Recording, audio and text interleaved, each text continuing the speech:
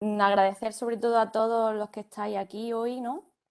Celebrando con todos nosotros este día tan importante para, bueno, para todos los que nos dedicamos al final a la seguridad y salud, ¿vale? Este 28 de abril. También dar las gracias a todos los que me estáis viendo desde aquí de España y sobre todo si hay alguien que nos está viendo desde, como se suele decir aquí, desde el otro lado del charco, pues también muchas gracias. Muchas gracias, Juan Pedro, por la presentación. Como ha dicho Juan Pedro, soy técnico de prevención de riesgos laborales. Estoy ahora mismo, ¿no?, empezando a andar en este mundo, pero con muchas ganas, ¿vale? Mi presentación, bueno, voy a intentar que sea un poco amena y que al final os muestre que desde otros puntos de vista, a que a priori no parezcan prevención, ¿no?, que no sean, pues bueno, seguridad, higiene, también se puede prevenir pues muchas enfermedades y muchos accidentes también, ¿vale? Por eso mi presentación de hoy es, pues bueno, que sin motivación al final no tenemos prevención. Es una pieza clave también, bueno, en en ese modo preventivo, ¿no? Bien. Uy, a ver si puede pasar. Vale. Bueno, y esto es una pregunta que yo lanzo, ¿no? ¿Pensáis que se motiva una buena cultura preventiva en las organizaciones, ¿no? La realidad es que numerosas organizaciones sí que invierten tiempo y bastantes recursos en motivar a su personal, pero sin embargo, los resultados que tienen no son todo lo tangibles que a lo mejor les gustarían o no son lo esperados, ¿no? ¿Por qué al final puede ocurrir esto, ¿no? Quizá a lo mejor las técnicas que se están llevando a cabo en esa organización no son las correctas. Veréis que hay bastantes técnicas de motivación que se pueden implantar en las organizaciones, pero no todas valen para todas las organizaciones. Al final tenemos también que estudiar un poco, pues bueno, en el entorno en el que nos movemos, los gustos, ¿no?, las inquietudes o en fin de nuestro personal, al final, qué carencias tienen. Al final tenemos que estudiar también esa parte, ¿no? Bien, yo empiezo desde, bueno, desde tiempos memorables, ¿no? Si hablamos etimológicamente de la palabra o de la locución motivación, vamos a ver que deriva de la raíz latina motivus, ¿vale? Significa movimiento. Al final lo podemos asociar con, bueno, la necesidad que se crea en esa persona de poder alcanzar o promover ciertos retos, ¿vale? Ciertos retos, proyectos, objetivos, sueños. Al final, la motivación es un estado, ¿no?, que nosotros mm, percibimos, generamos, que nos hace movernos hacia algo concreto que queremos conseguir o que queremos desear, ¿no? Veréis que, bueno, hay muchos tipos de motivación, ¿vale? Yo voy a hablar de dos tipos de motivación que van a depender de los estímulos que la originan, ¿vale? Podemos hablar de una motivación intrínseca cuando ésta va a depender o nace del interior de cada uno, ¿vale? Es decir, aquí no va a caber la influencia de estímulos externos, de factores externos. Por eso se habla de que, bueno, pues puede ser el amor propio que tengamos cada uno, la satisfacción personal, la fuerza interior que cada uno tengamos, nuestra confianza en nosotros mismos, ¿vale? Y por el contrario, podemos experimentar una motivación extrínseca cuando esta sí que va a nacer o se promueve a través de factores externos, ¿vale? Como por ejemplo, pues lo es un buen salario, ¿no? Que al final te reconozcan en público tu trabajo bien hecho, ¿no? Y gozar de cierta autonomía. Al final eso hace de potenciador motivador en los coagentes de la organización. Vale, ahora bien, otra pregunta que lanzo aquí, ¿no? ¿Se puede aumentar el rendimiento de los trabajadores? ¿Las organizaciones pueden aumentar el rendimiento y por lo tanto la productividad de los trabajadores implantando o aplicando estas técnicas, ¿no?, de motivación o incidiendo en estas partes motivacionales que vemos, ¿no? Pues bueno, yo pienso que sí, ¿no? Al final, cuando, por ejemplo, hablábamos de motivación intrínseca, ¿no? Hablábamos de factores internos. Aquí, bueno, podemos pensar que la motivación intrínseca va a depender, ¿no? de factores personales, que al final la organización no puede, ¿no? incidir en esos factores, pero bueno, sí que pueden aplicar técnicas que pueden ayudar a su florecimiento, como puede ser potenciar una buena inteligencia emocional. Y Juan Pedro de esto sabe un rato, ¿no? Al final, bueno, el término inteligencia emocional, que entiendo que lo habéis escuchado todos los que estáis aquí, este concepto fue acuñado por Daniel Goleman, ¿vale? Y al final, potenciar una buena inteligencia emocional, no solo en el ámbito profesional, sino en el ámbito personal, es beneficioso, ¿no? Al final, la inteligencia emocional lo que crea es que, bueno, aumenta nuestra capacidad de reconocer, ¿vale? De poder aceptar y de poder canalizar y gestionar nuestras emociones, de manera que nosotros podamos dirigir esas conductas a objetivos deseados, ¿vale? Poder lograrlos y además poder compartirlos con los demás de una forma sana, ¿vale? ¿A qué nos va a ayudar? ¿Qué nos puede ayudar en potenciar una buena inteligencia emocional en el trabajo? Pues sobre todo al autoconocimiento, ¿no? Tomar conciencia de nuestras emociones, como he hablado al final. Pues bueno, hay etapas, nosotros pasamos por etapas y nos podemos sentir tristes o nos podemos sentir felices, pero no sabemos el por qué, ¿no? O bueno, simplemente no nos sentimos bien, pero si no conocemos el por qué, el origen, ¿no? de ese mal, al final no podemos solucionarlo, ¿no? Entonces, ese autoconocimiento creo que es algo clave, ¿vale? Comprender los sentimientos de los demás, al final aumentar esa capacidad de empatía, ¿no? Muchas personas, pues bueno, no todo el mundo nace con empatía. La empatía al final es algo bueno, que se desarrolla a lo largo que se va creciendo, ¿no? Acentuar también la capacidad de trabajo en equipo es importante, tolerar las presiones y frustraciones que se soportan en el trabajo, que normalmente suelen ser bastantes, ¿vale? Y participar y deliberar y convivir con los demás desde un estado armónico y de paz, ¿vale? Que sobre todo en las organizaciones eso, bueno, a veces es complicado, ¿no? Además, nos va a ayudar a esto y bueno, lo que nos va a ayudar al final y mejorar son esos factores internos que mencionaba con anterioridad, ¿vale? Por otra parte, ¿podemos motivar el lado extrínseco? Claro que sí, ¿no? Pues ¿cómo? No tiene por qué suponer un coste elevado o un recurso... Uy, un segundillo. Aquí. No tiene por qué suponer un coste elevado a la organización, ¿vale? Al final, fomentando el coeficiente motivador, fomentando un coeficiente motivador como puede ser el salario emocional, que creo que también está ahora muy en auge en las organizaciones, podemos aumentar ese lado extrínseco de la motivación, ¿no? Al final, el concepto salario emocional no es nada más que una serie de beneficios y ventajas y suplementos que no tienen por qué ser monetarios, que al final lo que hacen es que satisfacen al trabajador.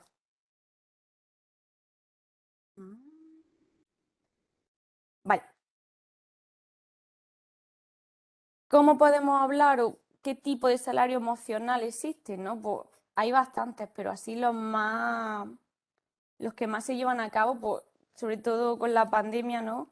El teletrabajo que se ha visto aumentado de forma estratosférica, ¿no? Beneficios sociales como pueden ser pues pensiones, guarderías, seguros médicos, cheques de almuerzo, ¿no? etcétera. Tarjetas prepago para cualquier transporte público. Esto es un recurso muy útil, sobre todo en aquellas empresas, ¿no? En aquellas organizaciones donde aparcar por la mañana suponga una odisea, ¿no? Esto la verdad que va a mejorar también, pues que lleguemos al trabajo con un estado de paz, ¿no? Sin llegar ya estresados. Además de que también contribuimos, ¿no? a la reducción de emisiones de gases al medio ambiente, o sea que lo veo un recurso bastante útil. Otras técnicas motivacionales, dejando al margen o centrándonos en lo que es las distintas partes de motivación que hemos visto, podemos hablar de técnicas como, por ejemplo, la flexibilidad horaria, ¿no? Pues bueno, que quizás se trabaje, ¿no? de lunes a jueves más, una jornada más extensa para que el viernes se pueda salir antes, por ejemplo, ¿no? O que se reduzca ese tiempo de almuerzo para que se pueda terminar la jornada laboral antes. Ese tipo de flexibilidad horaria que pueda hacer que tus trabajadores, pues bueno, les motive más, ¿no? Al final, sobre todo cuando ya llegan ciertas horas, pues lo que queremos es llegar a nuestras casas, ¿no? Y si podemos reducir ese tiempo, pues mucho mejor. El reconocimiento de los logros, ¿vale? Al final, que los jefes reconozcan y feliciten el trabajo bien hecho, tiene un impacto muy positivo en el clima laboral y por lo tanto en la motivación del trabajador. Metas claras y viables.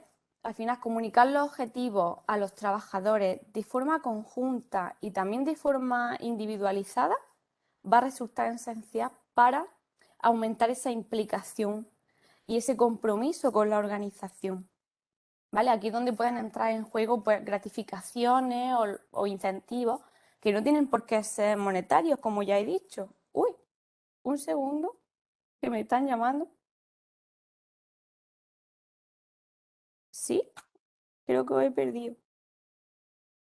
Se ve en blanco. A ver. ¿Ahora? Ahora.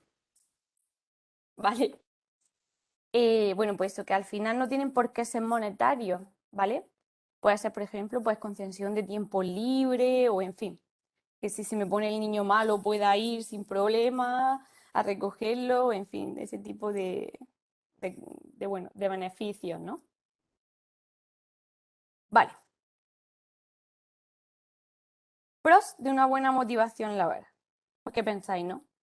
Al final se va a ver reflejado en un aumento de rendimiento de los trabajadores, un aumento de productividad. Los trabajadores van a ser más productivos porque van a ser más felices.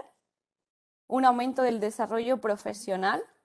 Se puede aumentar bueno, esa capacidad de promoción en la empresa, quizá. Contra de una mala motivación, el aumento del presentismo, ¿no? Y bueno, ejemplo de ello puede ser España. España es uno de los países del marco europeo donde más horas se trabaja, pero sin embargo somos menos productivos, ¿vale? Y es aquí donde toma importancia el concepto, ¿no? de presentismo. Vale, cuando hablamos de presentismo laboral, al final hablamos de que, bueno, que se acude al trabajo y se está presente, estoy sentado en mi silla y en mi puesto de trabajo, pero no estoy dedicando el tiempo o no estoy dedicando parte de mi jornada laboral a mi trabajo, sino que la estoy dedicando a otras funciones que no son propias, ¿no? Pues correo electrónico, YouTube, no sé, otras páginas que no tengan que ver con mi jornada laboral o me pongo a ver tiendas de ropa, ¿no? Al final, eso es lo que se refiere el presentismo. Fijaros, el presentismo se ha colocado en los últimos años como una de las enfermedades organizacionales, yo la llamo así, más costosas para la empresa. ¿Por qué? Porque se trata de un comportamiento silencioso y muy difícil de detectar. Tendrías que estar vigilando a ese trabajador o a esos trabajadores constantemente durante toda su jornada laboral, durante X tiempo y al final eso no se puede hacer. ¿Vale? Fijaros, los datos bueno, que he podido recabar de algunas encuestas que me han parecido interesantes es, por ejemplo, la encuesta bueno, que hizo la Organización de Consumidores y Usuarios, nos arroja el dato de que el 37% de las personas que hicieron la encuesta sí que admiten que pasan conectados a Internet más tiempo del que tenían pensado y que lo dedican a leer, pues bueno, correo electrónico, buscar información, consultar perfiles de redes sociales. Si eso bueno, lo interrelacionamos con el presentismo, ¿no? Con la encuesta que lleva a cabo el grupo ADECO, donde nos arroja un dato de que un 46% de las personas, ¿no? O de las organizaciones que hicieron la encuesta sí que son conscientes de que en sus compañías se practica, bueno, esta práctica de presentista, ¿no? Fijaros, al final tiene relación. También las tecnologías, bueno, han supuesto un avance, ¿no? Bueno, al final también pueden ser una herramienta de trabajo, pero hay que saber dónde están los límites y cómo utilizarlas, ¿no? En cada situación, en cada momento. Vale. Consecuencias que va a tener el presentismo en las organizaciones. Vale, al final bueno, el descenso de la productividad se ve claro, ¿no? Y el daño que al final esto ocasiona a la empresa, ¿vale? Además de que el presentismo también repercute en el estado anímico del trabajador. Vamos a tener desmotivación, síndrome del trabajador quemado, burnout, insatisfacción laboral, ¿vale? Y por lo tanto también va a caer la calidad de nuestro trabajo. Nuestros trabajos no van a ser todo lo buenos que podrían ser. Más consecuencias, quizá, el aumento, ¿no? El aumento del estrés, la disminución de la optimización de los recursos. Podemos obtener recursos, pero quizá no utilizarlos de la forma correcta o no utilizarlos todo o no explotarlos todo lo que podamos explotarlos porque estamos inmersos en otras cosas. Vale. Aumento de la adicentabilidad, aumento de conflictos, ¿vale? Al final los accidentes van a aumentar en las organizaciones porque las personas van a estar más despistadas, van a estar más en otras cosas y no van a estar pendientes, ¿no? de cómo se deben de realizar pues, ciertos trabajos o ciertos puestos de trabajo. Aumento de conflictos, ¿vale? Al final pues se va a crear un clima no muy bueno que puede crear pues rencilla entre compañeros.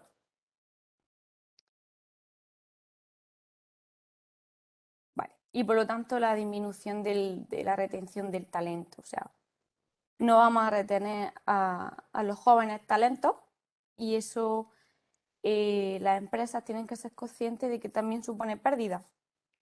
¿Vale?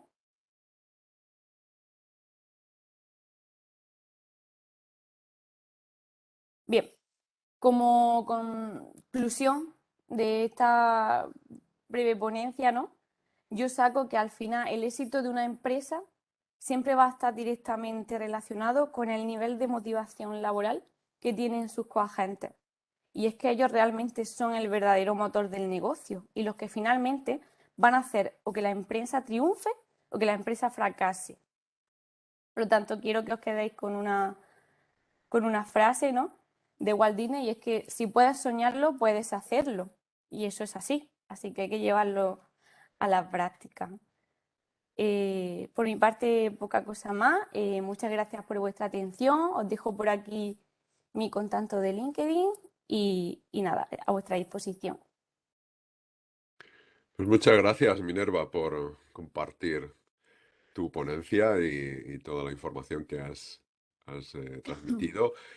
Bueno, aquí, claro, surgen preguntas porque, bueno, aquí tienes María Eugenia, que pues, ha puesto como 4 preguntas o sí.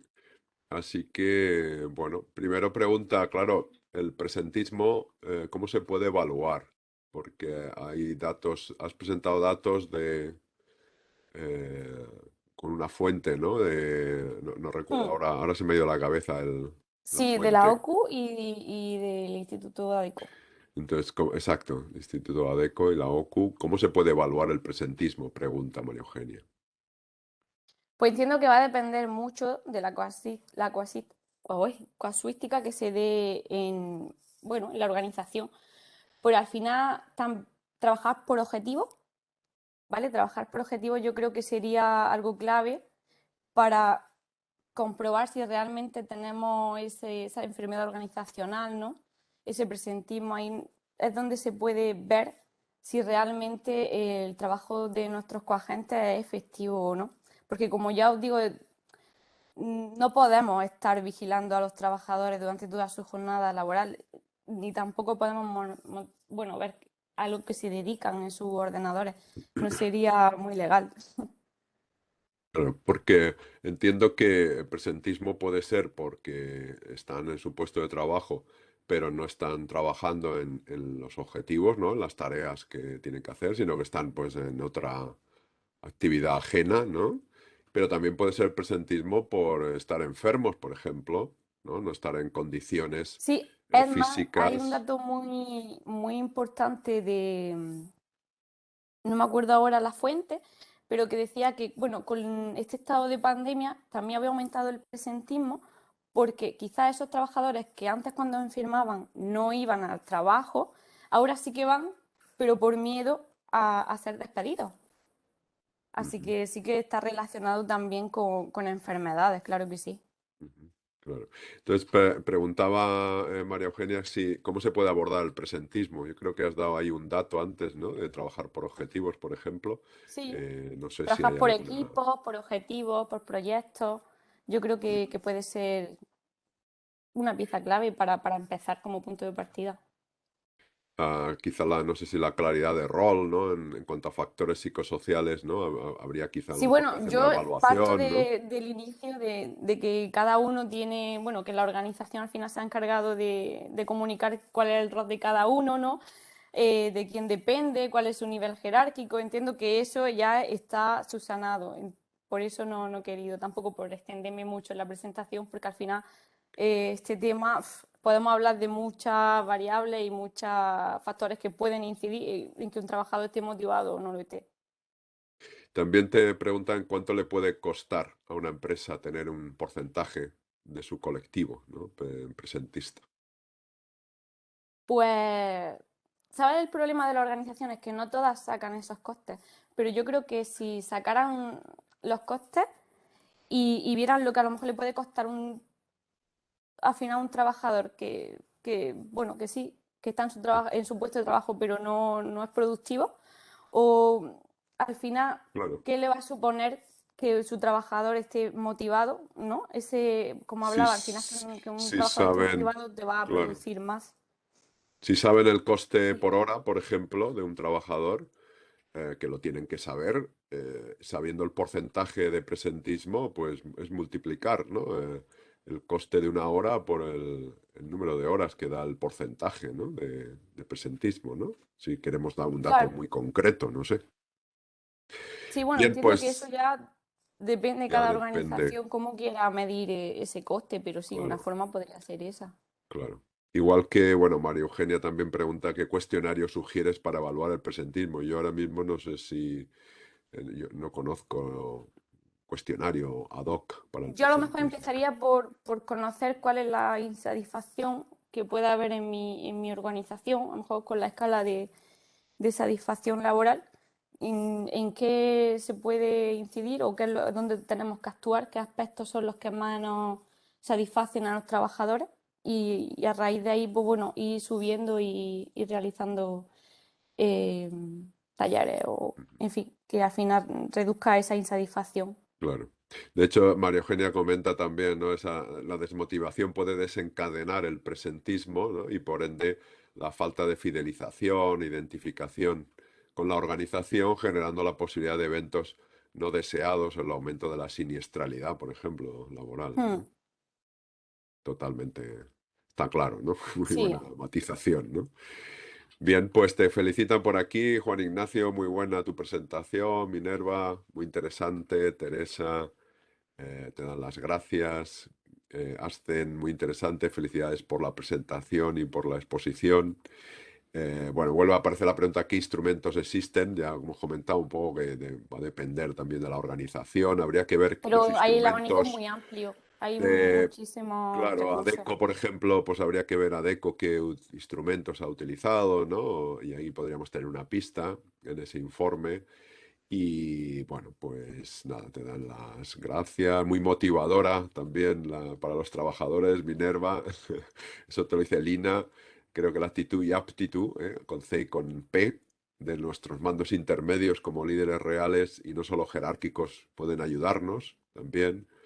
Quizá, bueno, Teresa apuntaba si los marcajes de presencia se pueden utilizar, no sé, pero claro, o Con sea, hablamos, marcajes de presencia se refiere a... no lo sé, presencia, claro, presencia física, aquí hablamos de presentismo como presencia física, pero no, no Es verdad que se psicológica, ha ¿no? reducido el asentismo, pero se ha aumentado el presentismo. Claro. Eso sí que es verdad. Entonces, bueno, pues claro, hay que ver al final, hay que medir esa productividad por los indicadores que decías, ¿no? Por los objetivos, trabajo en equipo, por los resultados, ¿no? Más que por el tiempo de trabajo, ¿no? Mm, efectivamente. Versus productividad, marcajes de presencia versus productividad, decía Teresa, ¿vale? Que no lo había terminado de ver. Bien, pues a ver, nos quedan 5 minutos.